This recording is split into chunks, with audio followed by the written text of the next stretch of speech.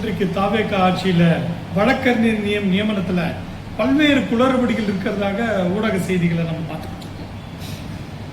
இதில் எங்களுடைய சார்பிலையும் வழக்கறிஞர் முறையில் நீதிமன்றத்தில் இவ்வாறு நீதி பரிபாலனம் நேர்மையாக நடக்க வேண்டும் என்கின்ற உயரிய எண்ணத்தில் தலைமை நீதிபதியிடம் இதை பற்றியெல்லாம் விசாரிக்க வேண்டும் என்று ஏற்கனவே ஒரு மனு கொடுத்திருக்கிறார்.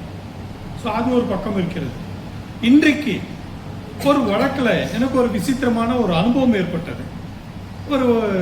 என்னுடைய கட்சிக்காரருக்காக நான் அதாவது பெயில் கண்டிஷன் ஏற்கனவே கொடுக்கப்பட்டது. காவல்துறையில் 3 மாத காலங்களுக்கு கையெழுத்து இட வேண்டும். அப்புறம் கீழமை நீதிமன்றத்தில் மாதம் ஒரு நாள் கையெழுத்து போட வேண்டும். இதற்கு அந்த 3 மாத காலமும் அவர் கையெழுத்து போட்டு முடித்து விட்டார். கீழமை நீதிமன்றத்தில் காலக்கெடு இல்லை, மாதம் கையெழுத்து போடுங்க, வழக்கு முடியும் வரைன்னு போட்டுருக்கு. வழக்கு எப்போ முடியும் சொல்ல முடியாது. இந்த மாதிரி வழக்கெல்லாம் கால தாமதமாக இருக்கும். அவர் ஒரு முதியவர்.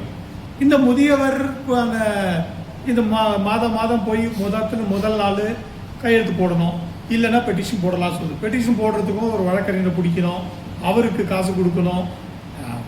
அதாவது நீதிமன்றத்தில் போய் நிற்கிறது கையெழுத்து போடுறதுன்றதாச்சும் சுலபம். ஆனால் ஒரு பெட்டிஷன் போடுறதுன்றது ஒரு பெரிய வேலை. அந்த வழக்கறிஞருக்கு வேற வேலைகளும் இருக்கலாம். இதையெல்லாம் கருத்தில் கொண்டு தான் இதை ரிலாக்ஸேஷன் போடுறோம். இதில் என்ன தவறு இருக்கு? அது இல்லாமல் மேற்கொண்டு இதுக்கு இளமை நீதிமன்றம் 2016 இருந்து வழக்கு நடந்து முடிந்து பல்வேறு கட்டங்களை அடைந்து இப்பொழுது உயர் நீதிமன்றத்தில் இருக்கு. இதில் என்ன மீண்டும் விசாரணை பாகுபாடு இருக்கிறது?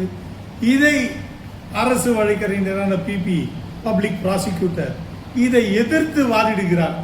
எனக்கு விந்தையாக இருக்கிறது. இல்லை மயிலாட் 317 பெட்டிஷன் இருக்கு, அவங்க அது வேணும்னா அவைல் பண்ணிக்கலாம். என்ன சொல்றதுன்னு தெரியல. அப்பதான் எனக்கு தோணுச்சு, தாவேகானுடைய ஆட்சியில லஞ்சம் வாங்குறாங்க, இது வாங்குறாங்க, அதெல்லாம் நான் அதுக்குள்ளெல்லாம் போல எனக்கு தெரியல. ஆனா வழக்கறிஞர் நியமனங்கள்ல சரியான முறையில் நடக்கல.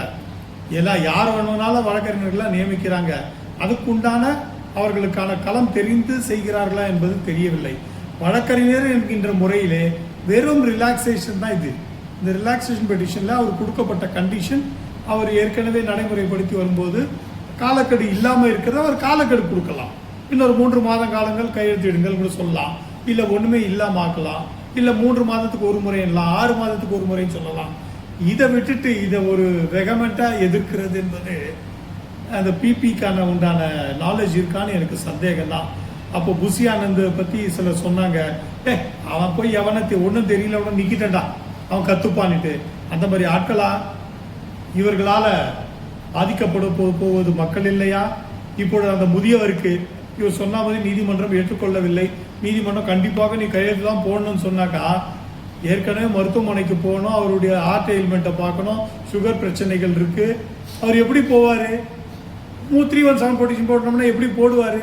வழக்கறிஞர் பிடிக்கணும், வழக்கறிஞர் காசு கொடுக்கணும், பெட்டிஷன் போட சொல்லணும். அது முறையாக பண்ணலனாக்க யார் பாதிக்கப்படுது?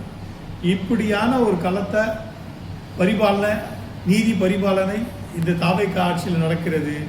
இதற்கு நிர்மல்குமார் அவர்கள், மந்திரி நிர்மல்குமார் அவர்கள் சும்மா பத்திரிகை ஊடகங்கள் அதெல்லாம் ஒன்றும் கிடையாதுன்னு பூசணிக்காயை எடுத்து சோத்துல மறைக்கிற கதையாக பேசக்கூடாது.